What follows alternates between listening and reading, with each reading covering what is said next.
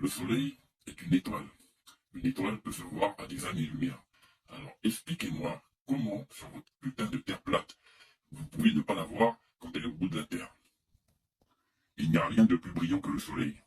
Donc, il serait impossible qu'il y ait un seul endroit sur Terre qui ne soit éclairé si le soleil tournerait au-dessus de la Terre. Donc maintenant, à un moment, il faut arrêter les conneries, les mecs, hein, arrêtez de raconter de la merde.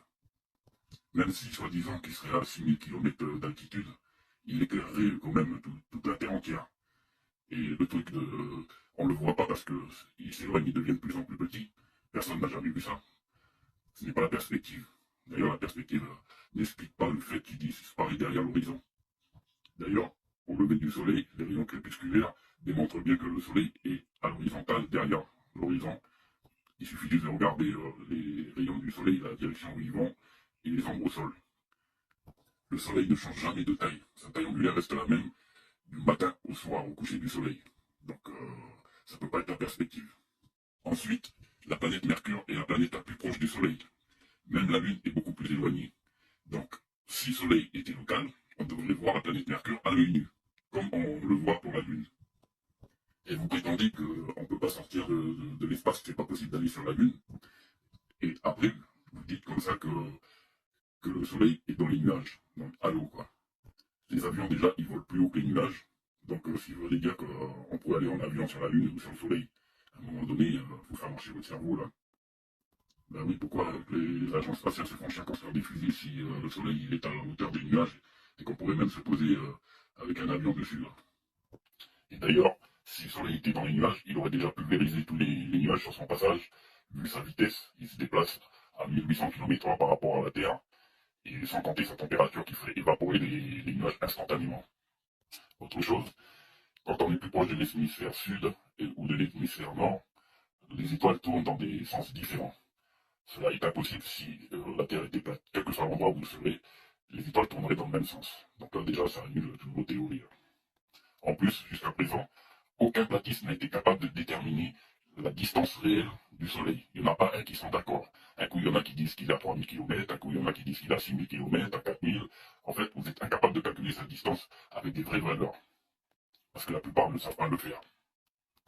Et pour ceux qui disent que le Soleil, la Lune, pardon, est une boule de plasma, non mais vous rigolez les gars ou quoi? Le plasma, c'est pas quelque chose de statique. La Lune est une planète rocheuse et qui est recouverte de régolithes. Donc si vous achetez un télescope et que vous l'observez, vous faites un zoom dessus, vous verrez qu'il y a bien des cratères. Et l'éclairage de la Lune correspond exactement à la position du Soleil. Il suffit de regarder dans les cratères, on voit bien l'angle qui correspond à la direction du Soleil. Donc maintenant, il faut arrêter de déconner, de dire qu'elle génère sa propre lumière. Non mais, vous êtes débile ou quoi? Comme vous ne pouvez pas aussi expliquer une éclipse lunaire sur votre modèle, alors vous avez inventé cet argument complètement pété au sol, là, du Soleil noir, ou alors qu'elle a sa propre lumière. Vous avez par exemple aussi, un autre exemple de la courbure de la Terre, le phare Amédée, qui se trouve en Nouvelle-Calédonie. Alors sur l'îlot Amédée, depuis la plage de Nouméa, on ne voit que le haut du phare. Par contre, si on monte à plus de 30 mètres, on voit le phare en entier et l'îlot avec sa plage. Comme la Terre est sphérique, l'horizon est plus haut que notre point d'observation. Et si on veut voir quelque chose qui disparaisse par le bas, il faut être beaucoup plus bas. Le point d'observation doit être plus bas que le point de fuite. D'ailleurs, ça a été démontré dans des vidéos de platistes qui ont mis des caméras à la hauteur d'une table légèrement un petit peu en dessous, avec un angle incliné un peu plus vers le haut, pour faire croire que les objets disparaissent par le bas, à cause de la perspective. C'est encore une grosse escroquerie des platus.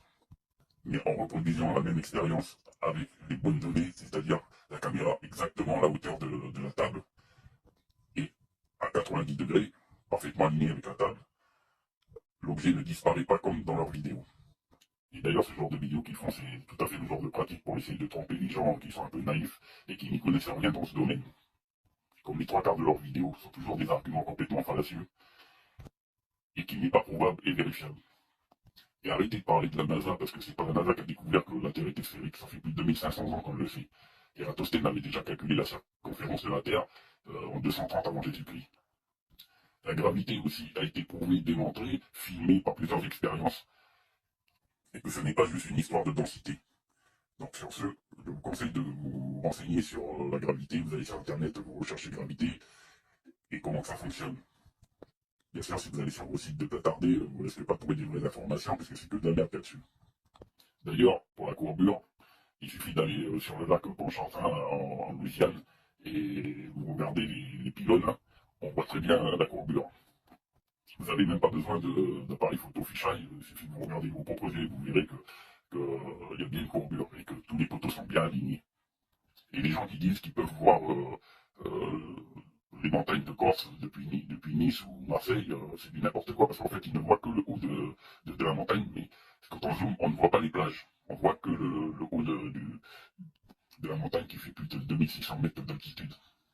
Alors si c'était plat, depuis la plage de Nice, vous pourrez voir la plage des plages corses. Sauf que personne n'a pu la voir depuis les plages. D'ailleurs, il y a l'ISS qui filme en live tous les jours la Terre, et on voit bien la courbure. Donc là, on ne peut pas se tromper.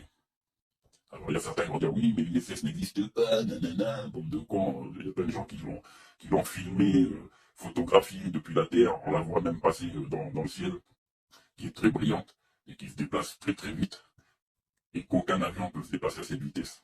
Donc là aussi, maintenant, il faut redescendre sur Terre, les gars. Et pour l'instant, aucun plateau n'a réussi à prouver leur soleil local. Donc à partir de là, toutes vos théories, c'est que de la fumisterie. Et quand bien même s'il était local, que ça ne changerait rien. En plus, les températures du soleil sont tellement élevées que la vie sur Terre serait complètement impossible. Et vous dites que la NASA ment, mais c'est le monde à l'envers. Il n'y a pas plus menteur qu'un plateur. Et vous l'avez bien prouvé avec toutes vos vidéos qui ont été falsifiées, les fausses photos de la NASA truquées, et j'en passe. Ils sont tellement stupides qu'une fois, ils ont pris une photo avec un reflet d'un photographe dans le casque. Le seul truc qu'ils avaient oublié, c'est qu'il n'était pas dans le bon sens, on le voyait de dos. Donc si c'était un reflet dans le casque, on verrait le photographe de face. Seulement comme ça ne réfléchit pas à plateau, ils ont posté cette photo, qui prouve bien qu'ils manipulent tout ce qui est documents, vidéos, photos, fausses expériences. En fait, ils ne font que mentir. Et après, ils disent que c'est les scientifiques qui sont des menteurs, alors que ce sont des gens qui ont 10 fois plus de connaissances et de QI que tous les platardés réunis sur Terre. Comment ça serait possible que des millions de scientifiques, d'astronomes mentent depuis des générations et que personne n'ait pu prouver leurs mensonges? Donc maintenant, il faut se réaliser, les gars. Les menteurs, c'est les platistes. Parce qu'ils sont ignorants et trop naïfs et copient toutes les conneries de leur gourou platiste. Sans compter que le fait que les trois quarts n'y connaissent absolument rien en physique, ni en maths, ni en géométrie, et encore moins en trigonométrie. Alors pour la vitesse de la Terre, elle tourne de 15 degrés par heure. Donc, à 1800 km/h, vous ne risquez pas de sentir quoi que ce soit. Quand vous êtes dans un avion à 800 km/h, vous lancez une balle, elle retombe dans votre main, elle ne va pas s'écraser dans le fond de l'avion.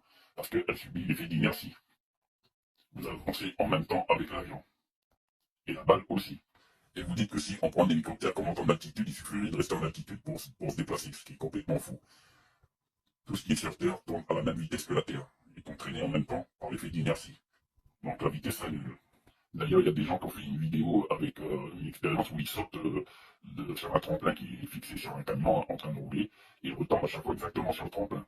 Donc, pourquoi? Parce qu'il subit l'effet d'inertie, il se déplace en même temps que le camion. Ben, pour la Terre, c'est pareil.